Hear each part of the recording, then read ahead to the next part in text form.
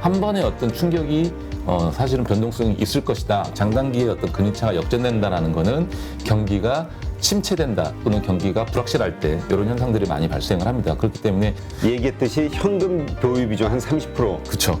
적어도 뭐 그러니까 많게는 30% 40%고 적어도 20% 이상은 가지고 가셔야 돼요.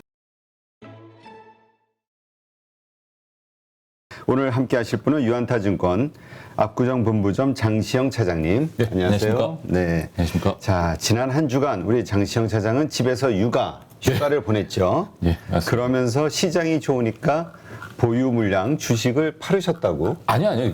저는 이제 제가 이제 월요일부터 금요일까지였는데 금요일 날 지지난주 금요일이죠. 근데 이제 지난주에 장이 좋았잖아요. 그러니까 올라가는 거를 제가 뭐 다 수익률을 저는 못했죠. 못하고 다 팔았다라고 표현하시지 마시고 대표님 일부 제가 이제 항상 저는 이제 현금 30에서 40% 정도 적게는 20% 정도를 이제 가지고 가려고 하는데 그거를 이제 단기적으로 좀 활용을 하는데 고물량을 이제 다시 현금을 마련했다. 현금 30%로 싸다고 생각한 구간에서 샀던 그 30% 물량 전부를 그쵸. 팔았다. 예. 만약에 이번 주 주가가 별로 흐름이 안 좋으면 이거 다시 배신이야 배신. 아니 그렇지는 않을 것 같고요. 이게 저는 이제 개인적으로 이런 생각을 합니다. 그러니까 해외의 나스닥이 굉장히 조금 세게 올라오고 있잖아요. 나스닥이든 뭐 해외 시장의 모습들이 굉장히 좀 세게 올라오고 있는데 나스닥은 200일선을 한 번은 터치를 할 것 같다는 생각이 들어요. 13,500포인트까지 베어마켓 랠리를 하면서 어쨌든지 간에 미국에 의한 어떤 이 금리 인상이 시즌이고 인플레를 잡기 위한 노력을 미국이 하고 있고 사실 이제 미국은 모든 면에서 이제 기축통화를 달러를 갖고 있기 때문에 여유가 있는 상황이지 않습니까? 그러니까 이런 상황에서 자국의 입장이 좋아지는 결과들을 좀 초래를 해 갈 텐데 200일선까지는 한 번쯤은 이 베어마켓 랠리에서 탈환하려고 시도를 하겠지만 우리 시장 같은 경우는 좀 버겁거든요. 200일선까지 올라가기에 예를 들면 2,700까지 올라가야 되는데 여기서 한 300포인트 정도가 오르려면 시장이 좀 빠르게 더 강세로 변해야 된단 말이에요. 그렇기 때문에 어느 정도 부침이 있을 거라는 예상을 했었습니다. 그래서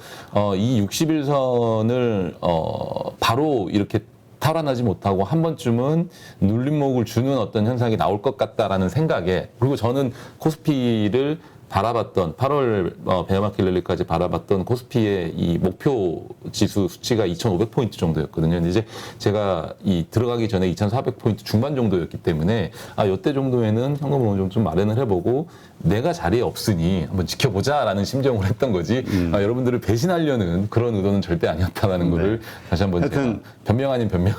네. 그러니까 하여튼 이번 주 물 떠놓고 비셔야 되는 게 이번 주 주간 증시의 상승 흐름이 좋기를. 만약에 안 좋으면 뭐 우리는 욕할 수밖에 없지. 저는 좋기를 바랍니다. 저는 그리고 제가 예를 들어서 그전에도 항상 말씀드렸지만 뭐 10,000원에 예를 들면 팔았는데 주가가 11,000원이 갔었습니다. 11,000원이 갔는데 10%가 더 올랐어요. 10%가 더 올랐는데 시장이 앞으로도 조금 더 좋을 것 같다면 저는 11,000원에 다시 사거든요. 네. 그런 부분들이라서 네. 알겠습니다. 네, 월요일 아침 기분 좋게 우리 장시영 차장 멘탈 훈련 트레이닝을 하면서 시작을 했습니다. 그러니까 지금 어쨌건 지금 우리가 가장 고민인 게 그거예요. 지금 아까 얘기했듯이 나스닥 시장의 흐름이 너무 강해 좋아요. 네. 그러다 보니까 이거 우리 그냥 베어마켓 랠리로 생각했던 이 시장 이게 혹시나 약세장이 끝나는 신호, 뭔가 새롭게 시작하는 강세장의 시작 부분은 아닐까? 이런 의심을 하는 분들이 점점 늘고 있다는 거. 이게 그러니까 지금 두 부류로 나눠 있잖아요. 강세론자 분들과 약세론자 분들이 이제 두 분으로 나눠져 있습니다. 대부분의 이제 뭐 제 주변의 분들이라든지 아니면 각 증권사 하우스별로 좀 나눠져 있는데 강세론자들은 지금 현재 이제 경기 침체가 확실하니까 연준에 의한 경기 침체가 연준에 의해서 종료가 될 것으로 보고 있고 대부분 연말 아니면 뭐 내년 1분기 중으로 이런 어떤 긴축이 종료가 될 시점이고 최근에 또 보시게 되면 인플레이션을 제가 육아 휴가를 들어가기 전에 말씀드렸다시피 모든 이 공산물의 지표들 있지 않습니까? 뭐 농산물이라든지 또는 이 다른 어떤 이 비철금속이라든지 금속이라든지 또 유가도 마찬가지고요. 대부분의 이제 인플레이션을 초래했던 급격하게 올랐던 어떤 이 물가 수치들이 뭐 물론 이제 CPI나 이런 부분들은 이제 이번 주에 발표가 되겠지만은 그 전에 스팟 가격들이 사실은 작년 11월 수준으로 다 돌아왔거든요. 가격들이 다 좀 빠져 있는 상태입니다. 그러니까 지금부터 올라가는 것이 맞다.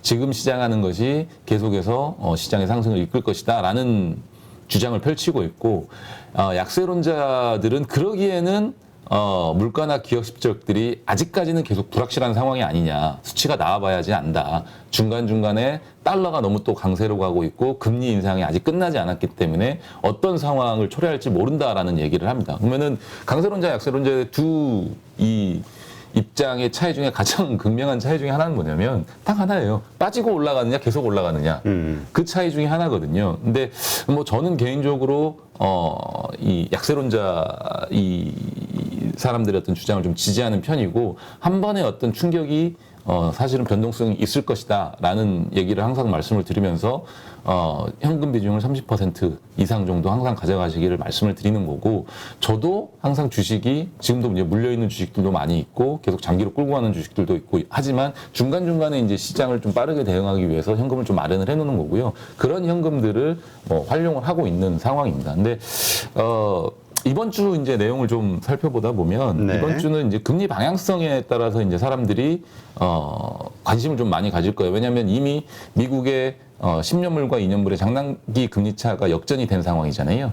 이게 보시게 되면 미국의 2년물 금리가 3.03%, 10년물 금리가 2.68%란 말이에요. 대체적으로 원래 장기 금리가 더 높은 편인데 그렇지. 장기 금리가 높아졌다라는 얘기는 장기 금리를 사람들이 더 많이 산다라는 얘기거든요. 그래서 금리가 더 낮아진다. 장기 금리를 많이 산다라는 장기 금리 채권을 많이 산다라는 얘기는 그만큼 미래의 어떤 경기에 대한 불확실성이 늘어났다라는 거기 때문에 장단기의 어떤 금리 차가 역전된다라는 거는 경기가 침체된다 또는 경기가 불확실할 때 이런 현상들이 많이 발생을 합니다. 그렇기 때문에 이 금리에 대한 어떤 사람들의 어떤 이 코멘트 이슈들이 굉장히 좀 많아질 것으로 좀 보여지고 있고요.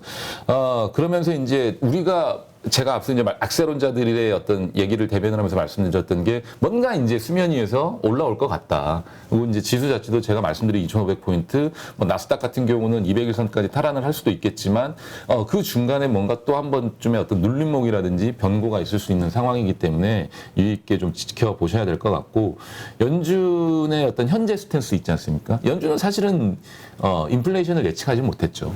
그건 사실입니다. 하지만 인플레이션이 빠르게 올라가는 것을 바로 잡기 위해서 정말 급하게 스탠스를 변경을 하고 금리를 좀 빠르게 올려가는 편이거든요. 그러니까 그 부분에서는 좀 잘했다고 판단을 하고 있고요. 그렇기 때문에 단기간에 연준이 어떤 스탠스를 확 바꾸긴 힘들기 때문에 우리가 좀 랠리를 빠르게 올라가는 그러니까 작년 코로나 이후에 시작됐던 재작년 코로나 이후에 시작됐던 그런 빠른 상승의 어떤 랠리 패턴은 보여주기는 조금 어렵지 않겠느냐라는 생각을 좀 하고 있습니다. 그래서 이 통화량에 대한 어떤 고민들을 좀 해보셔야 될 시기거든요. 왜냐면 금리는 지금 많이 올랐어요.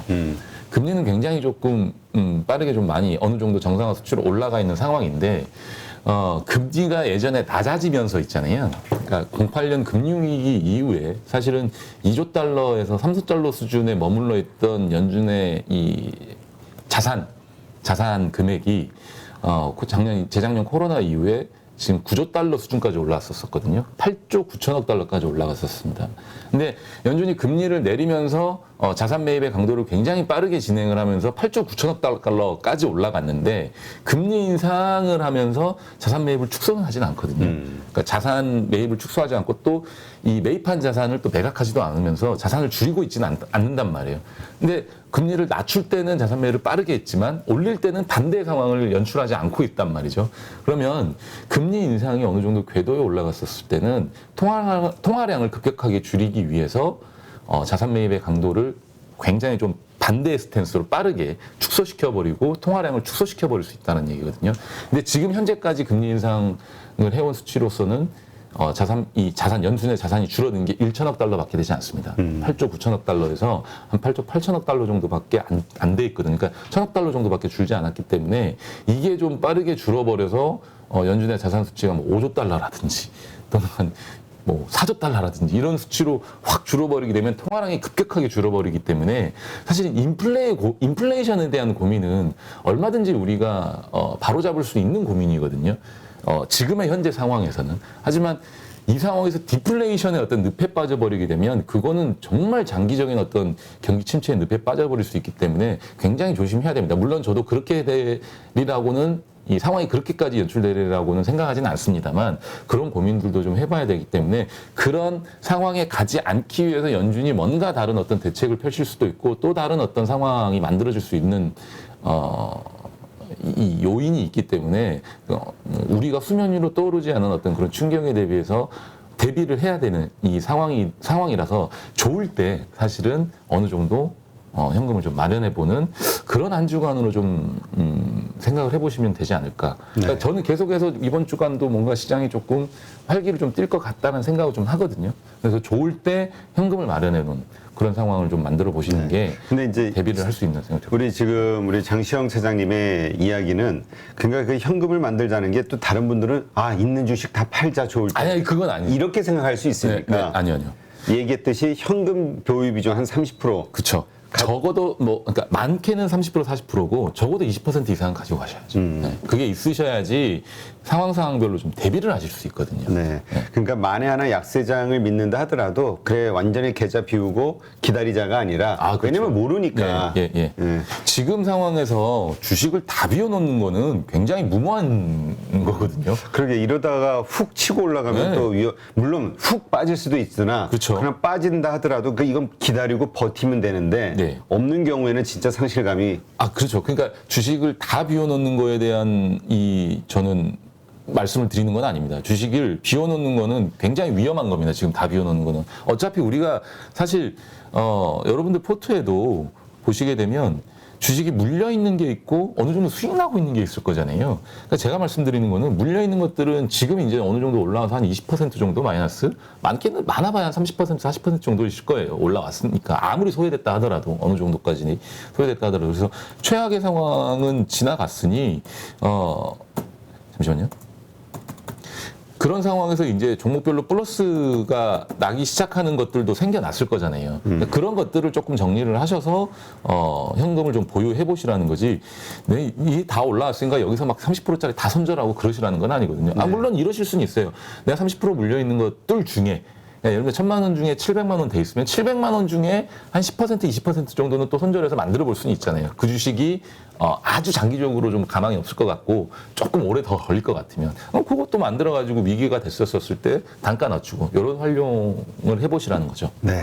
참 근데 그게 어려워요. 이게 참 오래 걸릴 것 같고 그래서 하면은 그냥 훅 날아가 버리기도 하고 요즘 뭐 빠른 순환매가 돌아가고 있어가지고. 근데 조금 비워놓으시는 것도 제가 봤을 때는 그렇게 크게 여러분들 계좌 포트에 영향을 미치진 않거든요. 조금 비워놓으시는 건, 다 비워놓으시는 것도 굉장히 큰 영향을 미치는 거고요. 조금 비워놓으신 거는 오히려 득이 되실 수 있으니까요. 조금만 한번 비워보시는 거를 저는 한번 말씀드리고 싶습니다. 네. 자, 지금 모건 스탠리에서도 주식 비중을 늘리는데 인내심을 가질 때다 이런 이야기를 했다고 하는데 이게 무슨 뜻입니까? 그러니까 이게 앞서 이제 말씀드린 내용과 계속 연결지어서 가는 내용이거든요. 근데 이제 지난 5월에 모건 스탠리가 바닥의 기준을 3가지를 제시를 했었어요. 이게 이제 이 신문에 나오는 이제 논평인데 첫 번째가 인플레이션의 정점, 그리고 연준의 어떤 톤의 변화, 그리고 적어도 유럽과 중국에서 뭔가 최악의 결과를 연출해내지는 않을 것이다. 그러니까 이제 그거는 전제죠. 그런 3가지를 제시를 하면서 바닥을 제시를 했었었고, 최근에 들어서 우리가 바닥을 쳤는지 안 쳤는지 확실하게 몰라요. 왜냐면 여기서 다시 빠질 수도 있으니까. 그 부분은 아직까지는 확인이 안 된 부분이냐. 시장이 흘러가는 방향을 좀 봐야 되는데. 하지만 최근의 움직임을 보면 제가 지지난주에 휴가 가기 전에도 한번 말씀드렸지만 좋은 뉴스가 살짝만 나와도 시장이 좀 빠르게 반응을 해요. 예전에는 좋은 뉴스가 나오더라도 그날 당일날 잠깐 오르고 이제 윗꼬리 달고 빠져버리고 이런 상황이었는데 요즘은 좋은 뉴스가 나오면 시장에서 빠르게 반응을 하고 오히려 안 좋은 뉴스인데도 그 안 좋은 뉴스에서 좋은 부분만 찾아가지고 긍정적으로 붙여서 주가를 끌어올려 버리거든요. 그래서 그런 상황에서는 사실은 시장이 어느 정도 심리적으로 안정을 찾았다라는 부분이고 그게 계속해서 더해지고 이어진다라고 하면 끝없는 강세로 가겠지만 아직까지는 불안해하는 사람들도 많다라는 점도 항상 좀 기억을 해보셔야 되는 거고요. 그리고 이제 6월에 어떤 정점을 찍은 10년 만기 어떤 국채금리가 34bp 라면서 이게 계속해서 하락을 하면서 좀 랠리를 펼쳤다라는 거죠. 그러니까 금리가 사실은 지속적으로 좀 오르지 않고 어느 정도 조금 마무리가 돼가는 상태. 그래서 그런 부분들이 더 이상 공포를 좀 키우지 않았다라는 내용이고 결론적으로 이제 모건 스탠리는 얘기를 하는 게 경기 침체를 앞두고 있다라는 거는 전제를 계속 하고 있어요. 경기 침체는 올 것이다라는 걸 얘기를 하고 있지만 하지만 모든 위험이 사라지진 않았다. 그래서 실적에 대한 위험이 계속해서 높다라는 주장을 하고 있고요. 여전히 현재로서는 주식 투자에 의해서 방어적인 이 자세를 유지를 하고 이 주식에 대한 어떤 자산 배분 비중을 계속해서 늘리는 거에 대해서는 인내심을 가지고 좀 기다려봐라 라는 얘기를 하고 있다. 요게 이제 결론입니다. 그러니까 지금 이렇게 흐름이 보니까 이런 것 같아요. 쉽게 얘기해서 아직은 위든 아래든 방향성에 대해서 확신을 하지 말고 눈치 그렇죠. 보기를 좀 해라. 눈치 보기를 좀 해라라는 거죠. 근데 시장이 어디로 갈지 모르니까. 우리가 눈치를 보는데 예를 들면 대표님과 저하고 식사 자리를 갔어요. 식사 자리를 갔는데 누가 밥값을 낼 것인가? 라는 눈치를 볼 때 뭘 어쨌든 눈치 봐. 장 차장이네. 아니 예를 들어서 아니 제가 낼 텐데 예를 들어서 갔는데 눈치를 보고 있는데 지갑에 돈이 하나도 없이 눈치를 보지는 않을까요? 둘 중에 한 명은 어쨌든 내야 되는데 지갑에 돈이 한 푼도 없이 눈치를 보는 거는 조금 무리수가 있잖아요. 일단 지갑에 돈 10만 원은 놓고 있어야 내가 걸리더라도 낼 수 있잖아요. 만약에 내가 걸렸는데 내가 돈이 하나도 없으면 못 내고 파산이지 않습니까? 거기서 괜히 쪽팔리는 거잖아요. 그렇기 때문에 제가 여러분들 말씀드리는 게 내 지갑에 내 잔고에 돈이 없으면 굉장히 불안하니까 조금이라도 만들어 보시라고 항상 말씀을 드리는 거죠. 좋을 때. 네. 네, 좋을 때. 근데 식사값으로 10만 원도 참 10만 원이면 많은데, 그쵸? 식사값으로. 뭐 근데, 못 해드리겠습니다. 네. 근데 또 10만 원 그거 없다고 또 파산할 정도면 아니, 파산이 아니라 굳이 얻어먹고 싶지는 않고. 제가 파산이라고 좀 표현 잘했는데 쪽팔리잖아요. 그래서 그렇죠. 쪽팔리기 때문에. 아니, 내가 낼게. 내가 내고 10만 원 또 용돈 채워줄게, 지금. 파산하지 말라고. 네. 그러니까 하여튼 이런 겁니다. 그래서 우리가 지금은 양쪽 방향 어디 확신을 하기보다는 어떤 쪽이든 바로 스탠스 취할 수 있게 좀 그렇죠. 쉽게 얘기해서 그렇죠. 어떤 분들은 가장 5대5 정도로 얘기하는 분도 있어요. 맞습니다. 네. 그래서 그런 어떤 준비를 조금 해보시라는 거지. 왜냐하면 올라가면 좋지만 빠지면 그렇지. 또 슬프잖아요. 네, 힘들고. 자, 지금 창고에 재고가 잔뜩 쌓였는데 LG 삼성 이걸 어쩌나 한숨을 쉬고 있다. 이 얘기가 뭡니까? 이게 지금 LG 디스플레이랑 삼성 디스플레이 얘기거든요. 그러니까 LCD가 코로나 이후에 굉장히 좋았었는데 이게 LCD 패널 가격이 너무 빠르게 하락을 해버리니까 왜냐면 32인치 HD 기준으로 27달러로 지금 기록을 하고 있거든요. 근데 1년 전에 74달러였어요.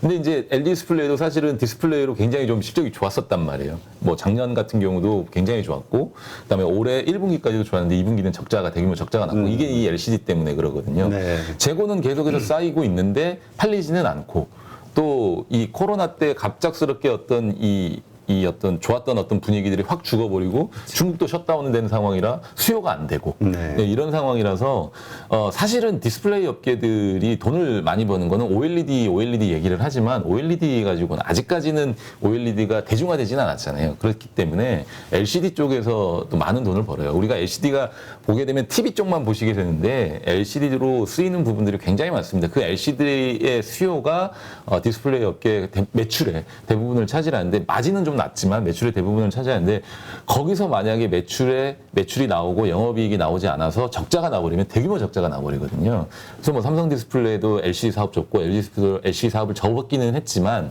그 전에 만들어놓은 재고가 많이 쌓여 있으니까 그거에 의해서 재고 평가이익이 좀 많이 감소를 하면서 영업이익이 좀 적자가 나기 시작을 한 거죠. 근데 두 회사가 사실은 OLED 동맹을 맺는다고도 했지만 OLED 동맹에 맺는다는 것도 LG 디스플레이 쪽에서 나와가지고 진행되는 상황이 추가로 없다, 중단됐다 이런 얘기를 하면서 또 결렬이 됐단 말이에요. 근데 저는 이게 다시 한번 좀 협상이 진행이 될 것 같아요. 삼성도 OLED 쪽을 놓칠 수는 없고 그러면 LG 디스플레이에 도움이 좀 필요할 거고 TV 시장을 굳건히 하기 위해서 그리고 LCD를 접은 마당에 OLED를 대중화시키려면 삼성 TV의 역할이 좀 필요하거든요. 대형 TV에. 네, 그렇기 때문에 그 부분에 있어서는 사실은 다시 한번 뭔가 이제 가격적인 측면에서 좀 조율을 하고 두 회사가 좀 동맹을 맺을 것 같다라는 좀 제 개인적인 생각인데요. 그렇게 되면 디스플레이 업계, LG 디스플레이라든지 뭐 삼성 디스플레이는 아직 상장이 안 돼 있으니까 LG 디스플레이 쪽은 다시 한번 좀 긍정적인 어떤 기류가 좀 펼쳐질 수 있는 상황이 이미 나오기 때문에 사실 그 전까지는 이런 상황에서 업황이 좀 바로 좋아질 수는 없다라는 말씀을 좀 드리고 싶어서 조금은 LG 디스플레이는 시간이 좀 걸릴 것 같다라는 좀 생각을 해봅니다. 네, 이 디스플레이 쪽과 관련해서는 참 어려운 것 같아. 과거부터 그렇죠. 기대감을 주는데 참 어려운 주식. LCD 쪽이 시장이 너무 안 바뀌고 있어요, 지금요. OLED 쪽으로 좀 빠르게 바뀌어야 되는데, 그러려면 이제 대형 TV 시장부터 위로 차근차근 내려와야 되거든요. 물론 이제, 우리 이 태블릿이라든지 휴대용, 이 모바일 같은 기기 쪽에서는 OLED가 지금 거의 대세로 자리 잡고 있는데, 대형 TV 쪽에서 이제 자리를 못 잡고 있기 때문에, 거기서 좀 자리를 잡게 되면, 사실은, 디스플레이 업계는 다시 한번 좀,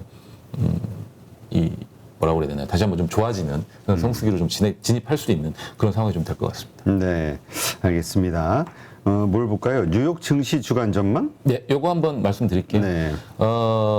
이번 주에 이 10월 10일 날, 8월 10일 날 수요일 날 이제 7월 CPI가 나오게 됩니다. 7월 CPI가 나오게 되는데, 7월 CPI가 뭐 9.1%보다는 좀 둔화될 것으로 좀 보고 있어요. 한 8.7% 좀 나올 걸로 예상을 하고 있는데 저는 개인적으로 이거보다 좀 더 낮을 것 같아요. 예상외로 좀 서프라이즈가 나올 수도 있는 가능성이 좀 크다라고 보거든요. 그러면서 좀 이번 주 시장이 좀 더 긍정적인 어떤 상황을 연출하지 않을까. 왜냐하면 유가라든지 다른 어떤 이 물가 수치들이 이 원자재 가격이라든지 이런 수치들이 굉장히 조금 많이 낮아져 있거든요. 그래서 WTI도 90달러 밑으로 좀 떨어져 있는 상황이고, 그 다음에 금속들 뭐 은이라든지 납, 니켈, 구리는 거의 전기동 가격은 거의 뭐 경기 침체 수준까지 완전히 뭐 싸그리 완전히 다 무너져 버린 상황이거든요. 그렇기 때문에 인플레이션에 대한 어떤 고민을 하시는 이 주간에서 우리가 생각을 하는 부분은 일시적으로나마 조금은 긍정적인 좀 기류를 펼쳐줄 것 같다라는 생각을 하는데 8.7%보다는 조금 더 낮을 수도 있다는 생각을 좀 해봐요. 그래서 이제 그런 부분들 생각을 좀 해보시고 그 다음에 실업수당 청구 건수가 이제 11일 날 바로 또 발표가 되거든요. 그러니까 이 지난주에 발표된 어떤 실업률, 고용에 대한 부분, 그 다음에 실업수당 청구 건수 21일 날 발표되는데 요것도 뭐 어쨌든 고용 수치가 좀 좋게 나왔으니까 실업수당 청구 건수 좀 좋게 나오겠죠. 그러면서 시장이 좀 반반일 것 같아요. CPI가 어느 정도 낮게 나왔으니까 물가가 잡혔으니 연준이 금리 인상에 대한 어떤 스탠스를 조금 완만하게 가져갈 것이다라는 긍정적인 기류와 함께 또 실업수당 청구 건수까지 좋게 나오면서 야, 연준이 이렇게 좀 경기가 좋으니까 좀 더 빠르게 뭔가 이렇게 금리 인상을 하려고 하지 않겠느냐라는 어떤 내용들과 좀 반반이 겹치면서 시장이 좀 오르락 내리락 하는, 또 저는 이제 개인적으로 좀 더 올라갈 것 같은데 그런 어떤 상황이 좀 연출될 것 같다라는 점을 좀 말씀드리고 싶습니다. 네, 알겠습니다. 자, 셀트리온 반기 매출 사상 첫 1조 돌파. 네. 제가 계속 얘기를 하죠. 이번 베어마켓 랠리에서 이 제약바이오와 그리고 방산주가 주도주가 될 것 같다. 똑바로 열고도 주도주, 거꾸로 열고도 주도주, 그죠? 주도주가 될 것 같다고 말씀드렸는데, 셀트리온이 결국은 200일선 이 근처에서 눌림목을 잡고, 지난 금요일에 5% 넘는 상승을 기록을 했습니다. 저는 사실은 무너뜨려가지고 이 200일선까지 좀 쳐졌었을 때 한 18만원 언더에서 좀 매수를 해보고 싶었거든요. 근데 그 가격대가 오지 않아서 좀 더 기다려보겠습니다. 매수 타이밍은. 어쨌든, 셀트리온에 대한 어떤 최근의 행보는 굉장히 좋습니다. 1조 매출을 기록을 했고, 미국 시장에서 레미시마의 점유율도 삼성바이오로와 둘이 합쳐서 50% 가까운 점유율을 기록하고 있고, 그다음에 신제품으로 나오는 것들도 항암제, 블록버스터급 항암제들의 어떤 바이오시밀러 제품도 하반기에 좀 기대가 되고 있는 상황이거든요. 그렇기 때문에 매출이나 이런 부분들은 앞으로도 계속 또 좋아질 거예요. 셀트리온에 대한 어떤 관심도 좀 커지고 있는 상황이고, 그리고 셀트리온 헬스케어가 이제 북미 판매 관련된 어떤 이 유통권도 이제 다 가져왔거든요. 그래서 헬스케어에 대한 어떤 관심도 지금 또 필요해요. 그 이제 합병에 대한 이슈가 이제 나올만 할 때가 된 것 같은데. 저는 이제 그 이슈는 아예 그냥 배제하자고. 그러니까 왜냐하면 오스템 임플란트와 같은 경우죠. 그러니까 그게 악재일 수도 있고 호재일 수도 있거든요. 근데 그게 혹시 안 되더라도 회사의 어떤 이 자체적인 어떤 사업 권역만 좀 보려고 생각을 합니다. 그러니까 예를 들면 오스템 임플란트도 실적 좋고 최근에 이제 중국에서 장사 잘해가지고 실적 잘 나와서 이만큼의 어떤 주가 상승을 기록했던 것처럼 물론 이제 다시 좀 조정을 받고 있기는 하지만 셀트리온도 그와 관련해서 그냥 저는 좋은 내용만 좀 보고 가려고 하고 있거든요. 네. 그러니까 당분간은 그렇게 좀 생각을 하고 있습니다. 올라가. 네. 누구나 1시간 안에 200개 종목에서 좋은 종목을 고를 수 있는 그런 능력을 배양할 수 있도록 제가 도와드리려고 그렇게 하고 있습니다.